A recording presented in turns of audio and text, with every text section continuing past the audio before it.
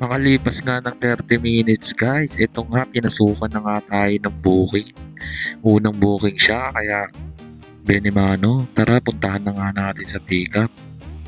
At nandito na nga tayo sa pickup guys at biglang may tumawag na nga sa akin dito. Sakto nga ng paghinto ko. Opo. At ayun na nga guys, sinikot ko nga yung aking motor upang mapwesto ko ng maayos at makasakay si ma'am ng komportable. Mamaya-maya lang guys, lumabas na rin si ma'am. At teka guys, parang may nakalimutan yata siya. Mga ilang minuto rin, nakalabas din naman si ma'am. Kaya akin na siyang sasalubungin. At ang gamit niya, akin na kukunin. Inabutan ko na nga siya ng helmet. Pinasok ko na rin sa aking box ang dala niyang gamit. At ayan na nga, sumampa na nga si ma'am sa aking likuran. At piniga ko na rin yung aking susian. At pinandar ko na nga ang aking makina.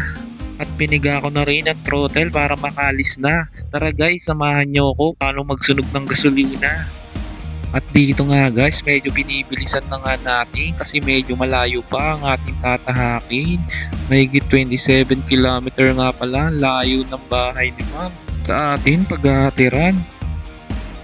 Kaya nga dito guys, akin ang pinaspasan ng biyahe kahit medyo traffic. Sige, biyahe lang ng biyahe. At ito na nga guys, papalapit na nga kami dito sa kanilang drop-off location. Kumakaway nga dyan si ma'am. Nakita niya yata ang kanyang kasamahan. Sa wakas, nakarating na nga kami dito sa drop-off location. Tinulungan ko na nga si ma'am magtanggal ng helmet at binigay ko na rin sa kanya ang gamit. Dito nga, inabutan na nga rin ako ng bayad. At nakaalis na nga dito si ma'am. At ito nga guys, 400 nga lang yung bayad. Ginawa niya 410. Kaya salamat po sa tip. Ayun na nga guys, alis na nga ako upang makapaghanap na tayo ng booking. Hanap lang tayo ng matatambayan dito. Let's go, punta na natin booking guys, pangalawa. At mamaya-maya nga lang pagtapos ko mag-CR dito guys, pinasukan na nga tayo ng gurame, 50 pesos. Tara guys, pick upin na nga natin si sir. Nandito na nga si sir agad kasi malapit lang naman ang pipick-upan. At ayan nga guys, sinabutan ko na ng helmet at sinakay ko na agad guys kasi malapit lang naman. At ito na nga guys, piniga ako na nga yung throttle ko para makaalis na agad kami at makarating na kami sa pupuntahan ni sir. Maya-maya lang guys, nakarating na rin kami agad dito kasi malapit lang naman siya dito. At ito na nga guys, nagbayad na nga siya dito sa akin, halagang 50 pesos. Pagkatapos nga magbayad ni sir, gumapang na rin agad ako. At mamaya-maya lang guys, pagkatapos ko tumambay dito, pinasukan na nga rin agad ako ng booking dito. Gurami na naman papuntang Project 8. Kaya yun guys, pinuntangan ko na nga sa pickup. At dito na nga sa pickup guys, nakarating na nga ako. Mamaya-maya lang guys, nandito na rin si ma'am at binigyan ko na rin ng hairnet. Saka kinuha ko na rin ang kanyang gamit. At pagtapos nga magsuot ng helmet, sumangkas na nga siya sa akin likuran. Sabi ko, okay ka ma'am? Okay lang daw. Kaya ito guys, dinerecho ko na ang aking pagpiga ng throttle at tumalis na agad kami dito sa may pickup location.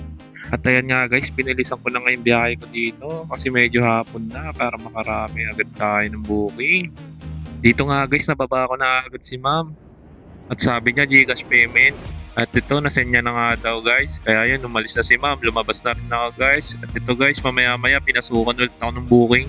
Dito ulit tayo guys. Pa Quezon City ulit nakuha natin booking guys. Gurami. At nga, nag-spray ako ng babango. Tapos dumiretso na nga ako agad dito sa pickup. Nakita ko na nga si ma'am. Kanina pa pala nag-aantay. At pinigyan ko na nga ng helmet guys. Para makasakay na agad si ma'am sa likuran. At makatid ko na siya. At ayun na nga, nakasampa na nga siya guys. Piniga ko na nga yung throttle ulit guys. At umalis na rin kami dito sa pickup location. At ito nga guys, medyo pinilisan na nga natin dito guys. Kasi nga medyo daw nagmamadali nga daw si ma'am dito. Kaya ito guys, mga ilang minuto lang din guys, natin na rin agad natin si ma'am dito sa kanilang paroroonan. Dito nga guys, nagbayad na nga si ma'am dito. Hiningihan niya na lang ako ng 20. 118 nga lang yung babayaran niya. Ginawa niya ng 130. Salamat nga pala ma'am sa tip. Eto nga pala guys, alis na ulit ako. Maghahanap na ulit tayo ng booking dito guys. At Maya-maya lang guys, habang nahanap na nga tayo ng matatambayan dito, pinasukan na nga tayo ng booking guys. Pakubaw, Quezon City, 100 pesos guys, 50 pesos guys. Nagtip lang ng 50 pesos sa apps guys. Kaya ito guys, pinuntahan ko na nga sa pickup. At wrong pin pa nga dito, tinawagan ko guys kung nasaan na siya. Sabi niya nandun lang daw guys, parehas lang naman pala ng street. Kaya hinahanap ko lang din siya dito guys. Sa kabilang kanto lang pala siya. Kaya sabi ko, ito na nga guys, sinabutan ko na nga agad ng helmet. Wala nang patumpit-tumpit.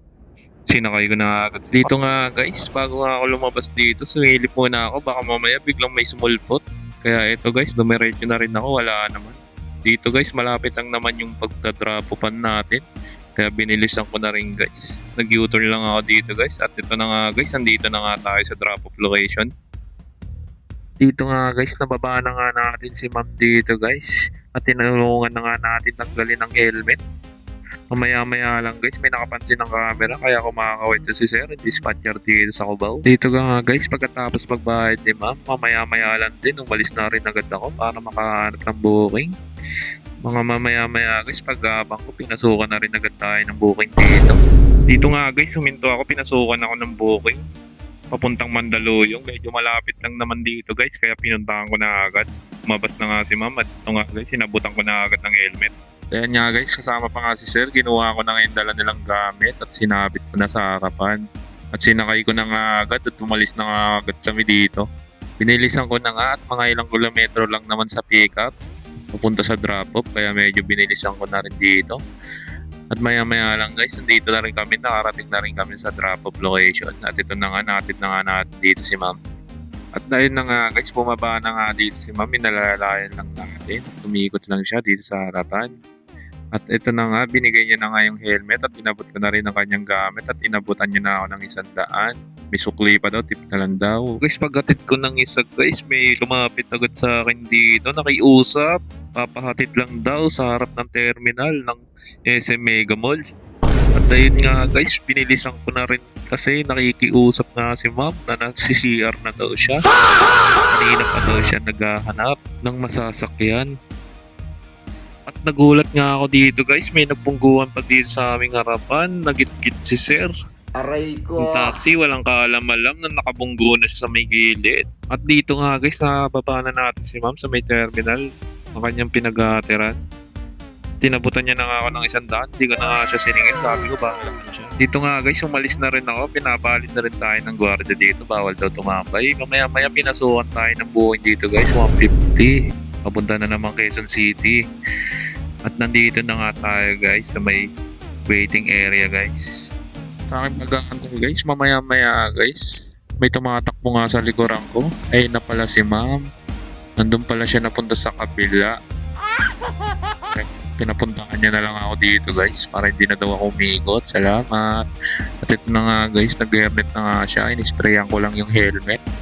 At ayun na nga guys, sinuot niya na nga yung helmet dito at sumakay na rin siya sa akin likuran. At di na nga kami nagtagal guys, umalis na rin kagad kami dito sa pick-up location. Ayun nga guys, pang 8 booking na pala natin si ma'am. Ang bilis ng oras guys, maghapon na, magdidilim na naman. Kaya binilisan ko na guys, nung mahatid ko na nga dito si ma'am sa kanilang tahanan. At binaba ko na nga siya guys, at nagbayad na agad dito si ma'am. Inabot ko na rin sa kanya yung gamit niya guys, at kinuha ko na yung helmet. Gutom na ako, kain muna ako guys.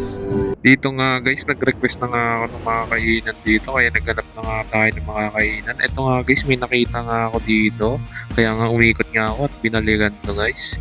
At dito nga, nagtanong na nga ako dito guys kung ano yung nga yung pagkain na yun. Kanin, wait lang. Natin. Kakatapos nga lang natin kumain at inabutan na nga tayo ng dilim. Nagpahinga na rin tayo ng ilang minutes, pinasukan na tayo ng booking. Tara guys, puntahan na nga natin siya. Lock Maynila guys, papuntang UP Diliman nga pala yung aking nakuha booking dito guys. Kaya ito na nga guys, pinuntahan na nga natin sa pickup si ma'am. Baka kanina pa siya nag-aantay dito at nandito na nga ako sa pickup guys. Mamaya-maya nga guys, paparating na daw si ma'am at nandito na nga siya. Inabutan ko na ng helmet. At sinuot niya na nga guys, pati yung helmet. Ayun nga guys, pagkasuot nga ng helmet, sumampa na agad si ma'am. Biniga ako na agad yung gasolina ko.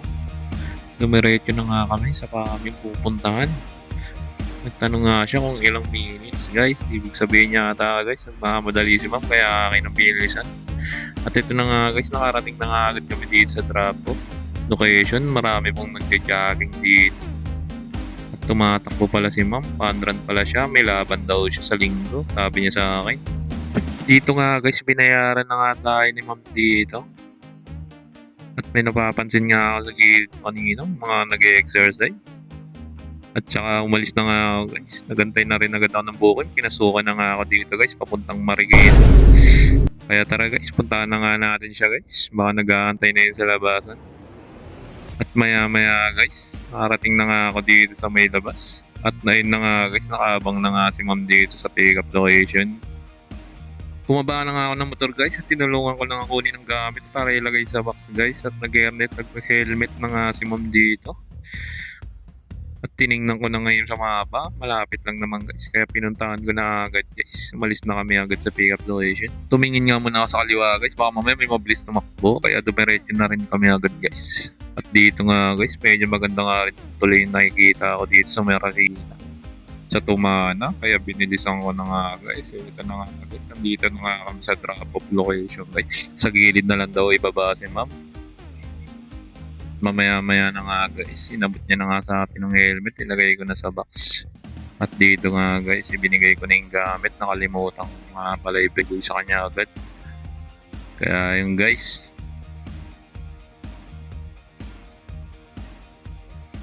At ayan na nga guys, binayaran na nga tayo dito. Nag-tip pa nga si ma'am dito, sabi niya okay na daw yun. Kaya umalis na nga ako guys.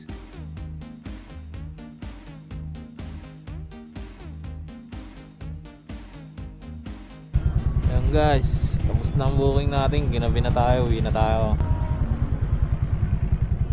Bukas ulit.